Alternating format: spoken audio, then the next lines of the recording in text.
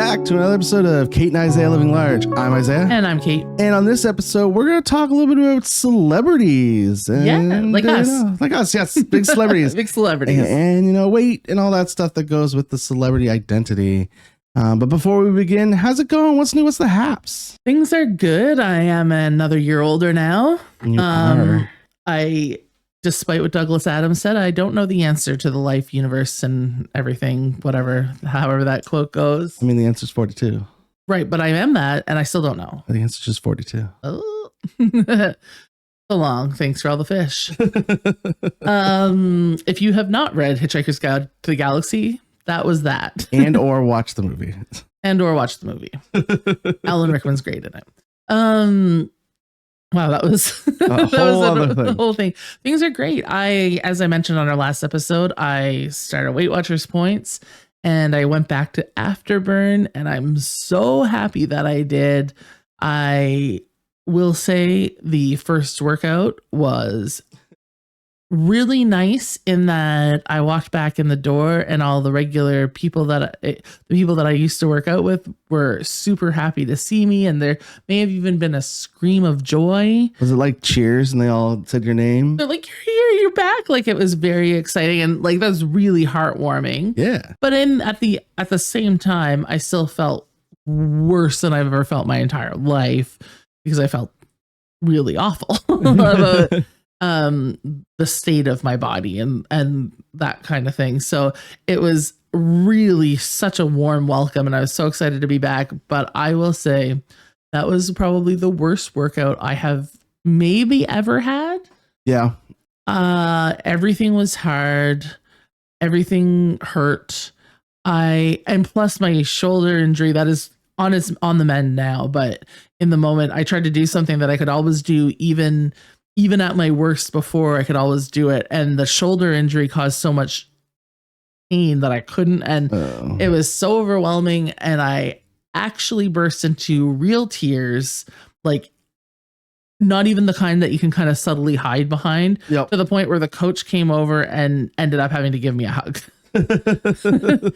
So in saying all of that, yes, it was as bad as I imagined going back, and as hard as it could be, but still well worth it. Heck yeah. Because immediately the workout I did 2 days later was a million times better and has progressively gotten better since. Nice. And the Weight Watchers points are pretty easy so far. Like, yeah.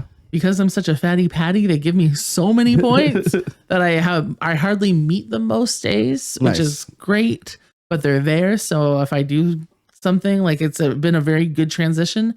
And it's hard to know how much weight I've lost so far, because I had maxed out all the scales I had tried. So I don't know how much I weighed to start with, but I know approximately where I was. And I think I've lost about 15 pounds so far. Nice. More to come on that. But also, as the more I lose, I guarantee that initial number is going to grow higher and higher, and the amount of weight I lose is going to grow bigger and bigger based on, I was probably 500 pounds. I don't know. I clearly lost. Have you ever seen that TLC show? Yeah, they had to take a backhoe into my condo. No, but in all seriousness, I more importantly, it's not about, as we've said again and again, I can feel the changes being better already. Still a long way to go, but I can feel that pressure reducing on my knees and my back, even in this small it's only been 2 weeks. Yeah. So we're getting a little bit more excited to be able to do that 5K. Yeah, I mean, like, this is the greatest example. I had a meeting for a committee I'm on, and it was not a far walk from my office, genuinely not a far walk, but straight up a hill. And 2 weeks earlier, I would have walked to my car, driven closer. So even if it was the same length of walk, I would have had no hill. But it was a beautiful day, and I was feeling great, and I walked straight up that hill. Nice. I still got horribly out of breath. Well. And was like, this 5K is going to be really shitty. But you walked. But I made the conscious decision to walk to this meeting, knowing that I would have to walk back to my car instead of being a little bit closer. So there's some progress, not perfection. Right. Again, these are small wins. And I try to focus on those non-scale victories, they call them too, because the scale will let me down. Eventually. So far in the early stages of these things, the scale is your friend. Yeah. But later on, it will eventually, yeah. Because bodies are weird and they do things to you regardless of what you're doing. That's right. So that's my state. And I think I mentioned on the pod, I've been going through a period of down. Like I'd been down for a couple of months and was on the verge of calling out my doctor and taking those next steps, because I'm full proponent of doing whatever you can to take care of your mental health. But I had a suspicion it was weather and my own self-esteem related stuff. So I wanted to power through the best I could. Not that you have to, like, right. It would be no shame. Just that was my state of mind at the time, as I can just need to whatever. And I'll tell you, taking charge of this in conjunction with the sunny weather we've been having, heck yeah, I feel a million times better. Yeah. How about you, Isaiah? How's the new job? A first week down. It was fun. So part of my job is I get to like just hang out and play games. Amazing. And I learned how to play ultimate frisbee this week. Cool. And I need to buy more shorts to leave at work so that I can just throw them on and jump in the gym, because I'm going to be doing a lot more exercise in the gym, playing sports and stuff like that. And then 2, I am very out of shape. I was trying to play ultimate frisbee with these, like, maybe they were like kids like 12, 13. Oh my goodness, they were running laps around me. It was wild. Yeah. But yeah, I got to play ultimate frisbee. I played some ping pong, some basketball. Basketball's huge where I'm at right now. Yeah, it's massive. Was basketball a sport you played? Because you're a football guy, right? I tried to play basketball, not very good at it. Yeah, I can't remember. I know you were a skinny kid, but were you tall or short when you're like? Short. I've always been a little bit shorter. Yeah, because you're not short now. No, well, I mean, I'm short comparison. I'm not basketball tall. No, well, no. How tall are you? 5'9". 5'9". Okay, yeah, you're average. Yeah. I when I was a kid, I played basketball. I started when I was in grade 6, and I've been the same height since I was in grade 5. So I always thought I was 5'7". I was measured the other day. I'm only 5'6.5". So for anybody I've told I was 5'7", thought I was. Apparently, I'm not. Maybe I shrunk. Who's to say? Who knows? Maybe the weight pounded down on my joints and shrunk me early. But yeah, so 5'6.5" for 11 years old is very tall. Yeah.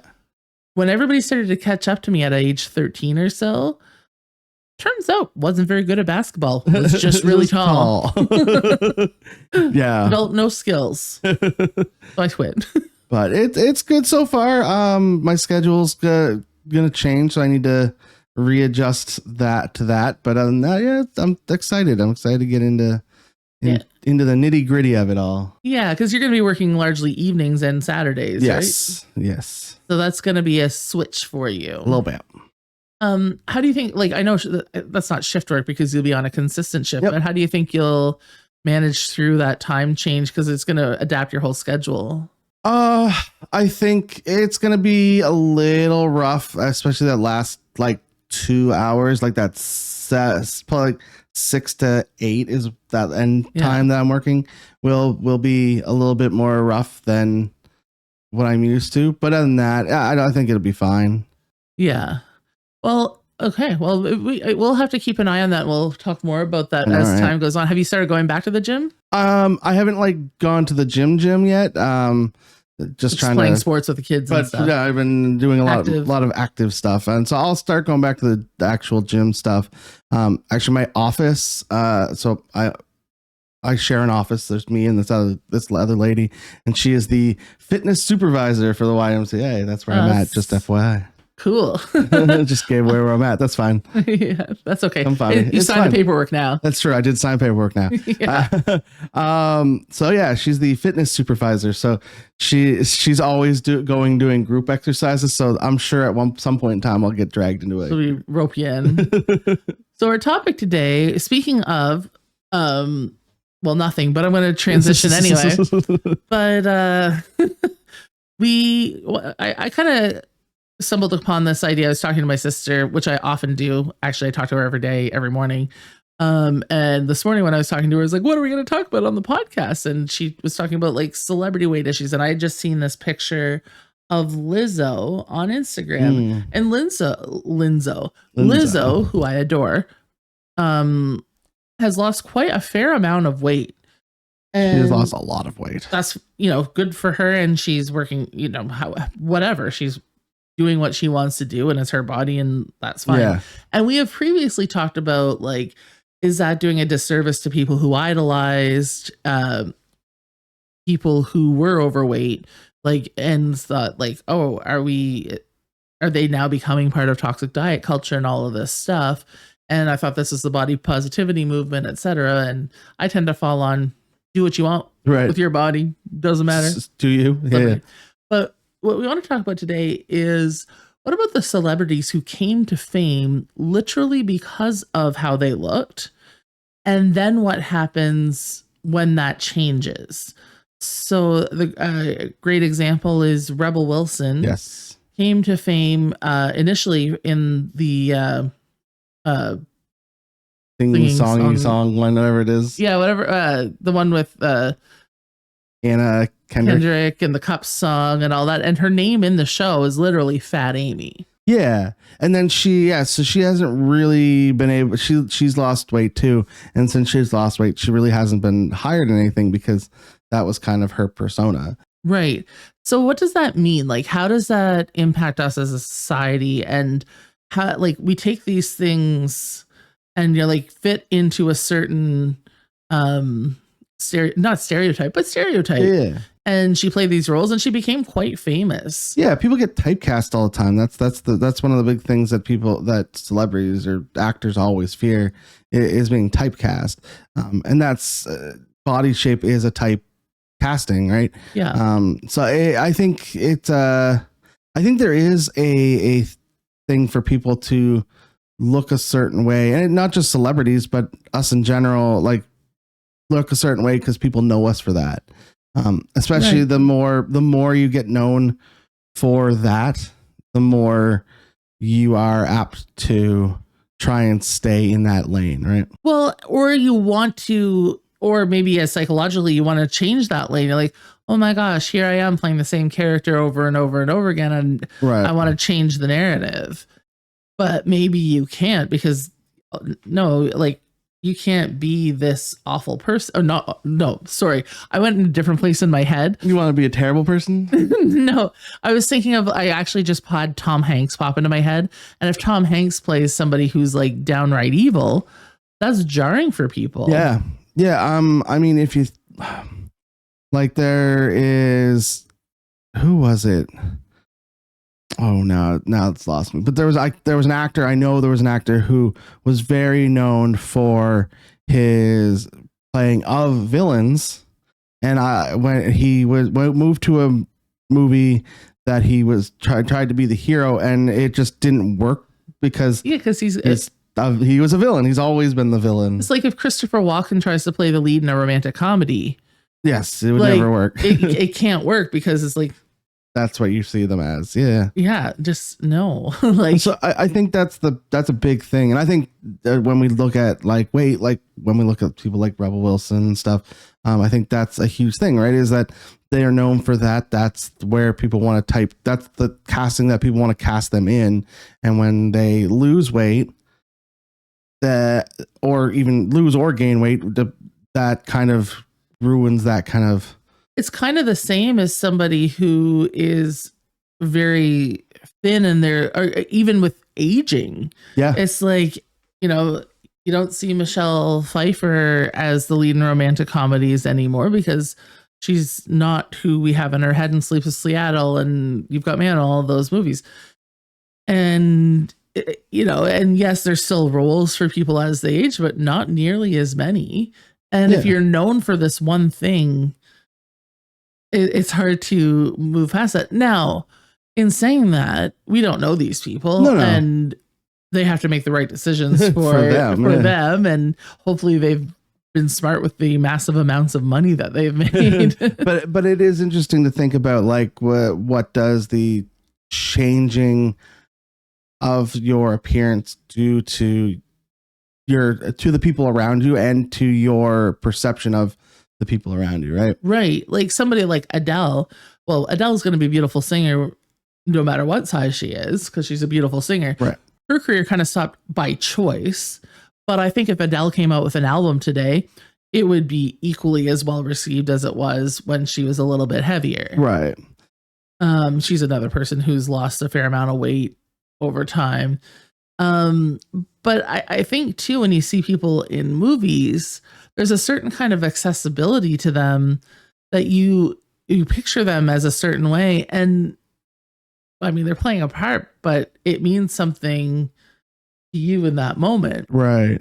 Yeah. I think of, and this is a pretty mainstream one, I think of Thor in the Avengers movie, right? That they made Chris Hemsworth is known to be super muscular. Mm-hmm. And then he became depressed and became fat. And yeah, that was the whole thing of that. It was a juxtaposition of what you would expect Chris Hemsworth to look like. Right. And how do we feel? You speak for me now. I was thinking about like Brendan Fraser playing the whale. I didn't actually see this movie, so It's a good movie. Yeah. But he wears a fat suit in it, and he, to look like a much larger person. Is that something that is a good thing to show perspective and to see, like, I think we've talked about this before. And my opinion is, I think that it depends on how you use it. Right. There are times, if you use it to punch down, then it doesn't, then it's not good writing in general. It's not, of course. But if it's used to make a point or make a statement, that's a different story. Yeah. Right. Yeah. Well, yeah, 100%. I guess, I mean, this is not the same thing. No, I'm actually not even going to say it. That's a whole different topic. But just for reference, what I was going to say is, like, should you not just find an actual fat person to play a fat person? I think that type of role, it depends. Some actors, there's a certain actor you need for that role. Yeah, 100%. That's why I kind of stopped the train of thought. Yeah, I think there's something to be said about, though, like a movie, like we've talked about that movie before, Shallow Hal. Yeah. I think that's a different story of how you were treating fat people in that movie versus like how The Whale is done, or even in the Thor movie. It's not, it's sort of there for comic relief, but it's there. It says more about like his state of mind than actually being a fat person. Right. What about like a character? What about like completely farcical movies where the whole thing is generally offensive to everyone, but because of that makes a larger point of hilarity? I'm thinking of the Austin Powers character, Fat Bastard.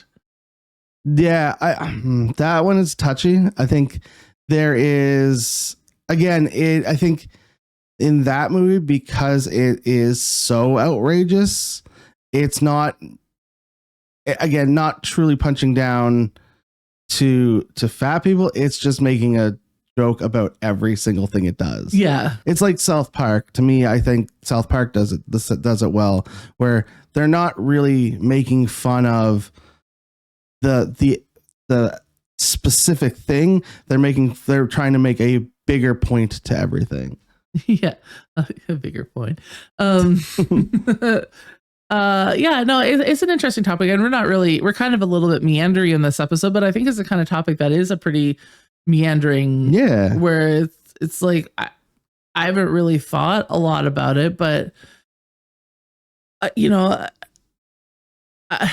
tend not to examine celebrity culture too much, but every so often something will pop into my head and be like, wow, everybody's kind of changing. Like the great example, this is the one that's noted often, is that Jennifer Grey, who was the lead in Dirty Dancing, was very famous after that movie.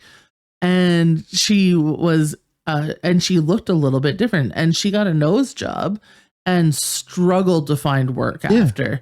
And she was still young and in the demographic where she should have been getting leads in movies, and could not get any work to the degree that she had with Dirty Dancing. Yeah, I mean, people have very unique features that sometimes that is part of their, like Owen Wilson. Like Owen Wilson has a nose. He has a nose? Everyone knows Owen Wilson's nose. And I think if he went and got plastic surgery on his nose, I don't think he would do what he's doing now, because he's not Owen Wilson anymore. Right. And by that same token, am I still Caitlin Dean if I'm not fat? Right. Like, and and to be completely honest, I don't know the answer to that, because it's become a pretty large part of my personality. Yeah. And I think it's one thing to be said about getting roles in part in celebrity culture versus, well, I want to say real life, but right.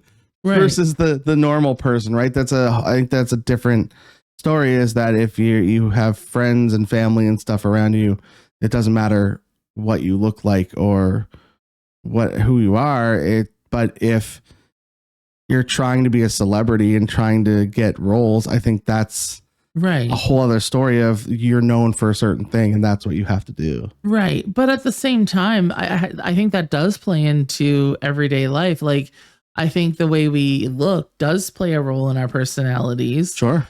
And well, for instance, this just struck me right now, is I was flipping through one of the dating apps last night, and I saw a profile, and nice enough, average looking dude.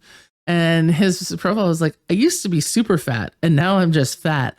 And it kind of made me laugh, because I know exactly what he means. It's like, I was saying, because I had a similar conversation with my sister in yesterday's epically long phone call, that like I could lose 100 pounds and I would still be fat. I'd feel amazing and I'd probably look a million times better, but and that in the state of weight I'm in, and I'm not saying that all weight, it contributes to health, blah, blah, blah. But for me, that would make a huge difference in like the diabetes and the blood pressure and all of those things that are real things. Yeah, 100%. The knees and the back and all that. But by society standards, I'd still absolutely be overweight and still be fat. Yeah. Yeah, I think that definitely. There was a joke I saw. It was like this conventionally attractive girl, and she's like, don't let this fool you. I used to be fat, so I have a personality. Yeah, and not to say that thin people don't have a personality, but right. like, yeah. But that was the joke, is that she was used to not be conventionally attractive. Because it goes back to that Christopher Hitchens. He wrote a piece in Vanity Fair in about 2007. Don't know where all those dates came from. All of a sudden, where he said women can't be funny, and then he's like, well, unless they've got something wrong with them, essentially, or something that makes them different. But like, yes, there are funny women, but they are Jewish, or they're or they're fat, or they're like, because you don't have to be, because the end of the article is like, because women don't have to be funny. That's not what men do have to be funny to be attractive in the eyes of the opposite sex, whereas women don't.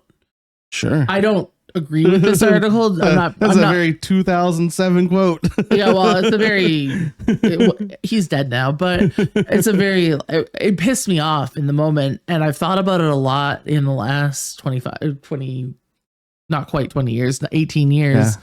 Because it really ticked me off in the moment. It may be one of the reasons that I went into comedy. I'll be fucking funny. I'll be funny. You're allowed to swear. I don't like to, though. Whatever. But it's fine. It's happened. As long as it's not in the first 5 minutes. Okay. That's the rules. Apologies to anybody listening at work. That's the YouTube rules. But like, it just really aggravated me. Anyway, wow, I'm glad that this topic took a departure because it's been fun. Yeah, I think that quote was a very mid early 2000s quote. Well, he was you know who Christopher Hitchens is. He was like philosopher kind of guy, right? Yeah, theorist, and very misogynistic in a lot of his writing. Really early 2000s. But early 2000s was more progressive than that even. It was very misogynist. There was a lot of misogyny. It was more misogynist than, well, I mean, misogynism is still alive and well. Is almost thriving. Yeah. All right, let's wrap this on up. Any closing thoughts? Any closing arguments? No, not really. Just actually, I'm now going to think forever about, is my personality related to my weight? And that's going to keep me up at night now. Cool. How about you? I think that there's celebrity culture is a weird alternate reality of things, and I think we dive a little too deep sometimes and get a little too attached to some celebrities. For good or for bad, who knows? I'm not one to tell you, but I think sometimes we do a little too deep into connections that we think they're there and are not there. But where can people find you on the internet? You can find me at Kate D on Instagram, or Kate and Isaiah Living Large on Facebook. What about you, Isaiah? I am at Maritime Brews on all of the social medias for my beer and politics stuff, and Tweak the Profit for all my video game and movie stuff. I'm currently going through all of the Oscar movies right now. Yes. Cool. Yeah. Of course, we still have the Buy Me a Coffee going on if you want to help donate to some new things for us.